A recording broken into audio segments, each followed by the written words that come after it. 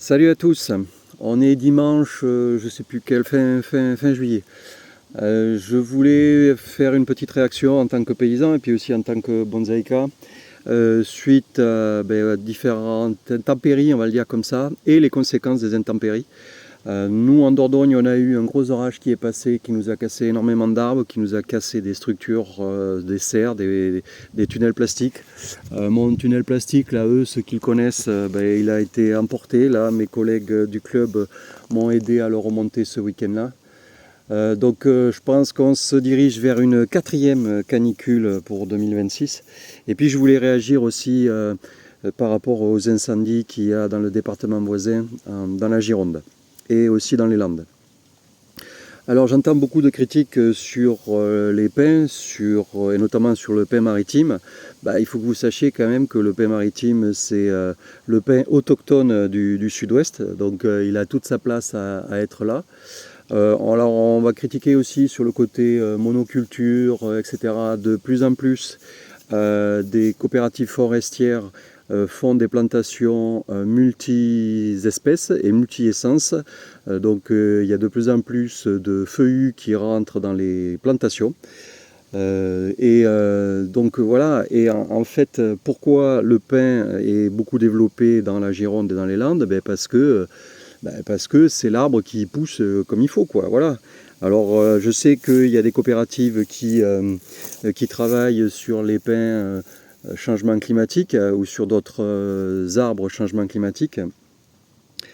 Mais ça, c'est qu'un problème finalement. Parce qu'en fait, le feu, oui, on lutte contre le feu maintenant, mais aussi on lutte contre le feu pendant l'hiver. Moi, en tant qu'agriculteur, vous savez, je suis soumis à une énorme quantité de réglementation. On n'a pas le droit de toucher une haie. Si on doit la tailler, on doit remplir, je sais plus combien, on doit respecter, je ne sais plus combien de décrets et combien de lois. Au niveau du débroussaillage, presque de mars à avril, à partir d'avril, on ne peut plus débroussailler. Donc après, quand on se met à débroussailler, c'est que de la paille, donc forcément, les risques sont bien plus importants. Donc en fait, il y a déjà ce problème réglementation qui pose vraiment un souci en soi. Et puis, l'autre souci aussi, c'est que on a enlevé l'élevage. On a enlevé l'élevage partout. Avant, les feux, pourquoi ne se propageaient pas si rapidement? Parce que tu avais toujours le paysan du coin qui amenait ses vaches, qui allait faucher la fougère pour faire la litière, on était autant dans les bois que dans les terres, hein, parce que le bois était également une ressource.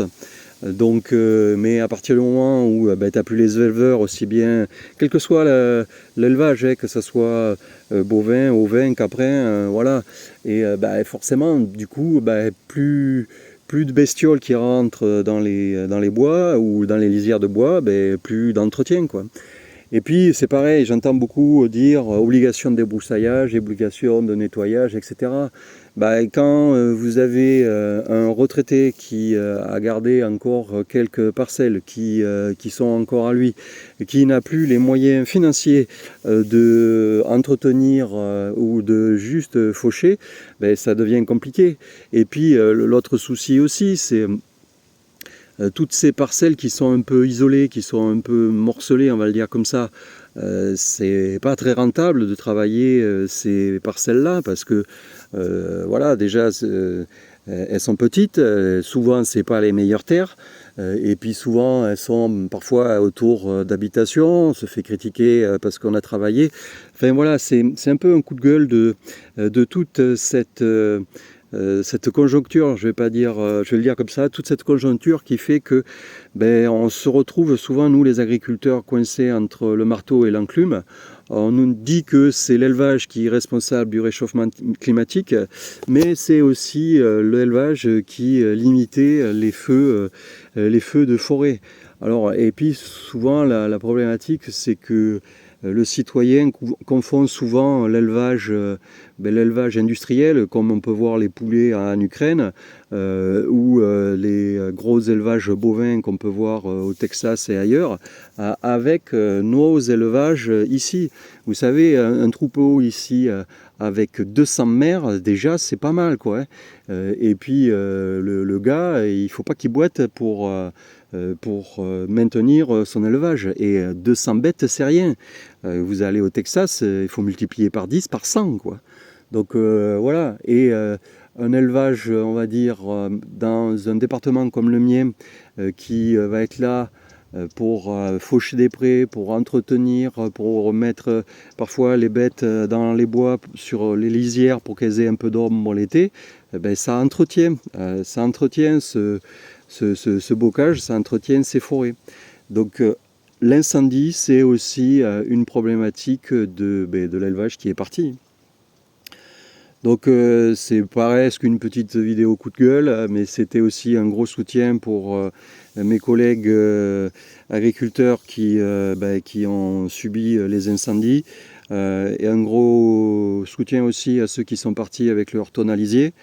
Vous voyez, l'agriculteur, le paysan fait partie du pays, et quand le pays est en danger, les paysans sont là pour le défendre. Ciao, bis bis, à la prochaine.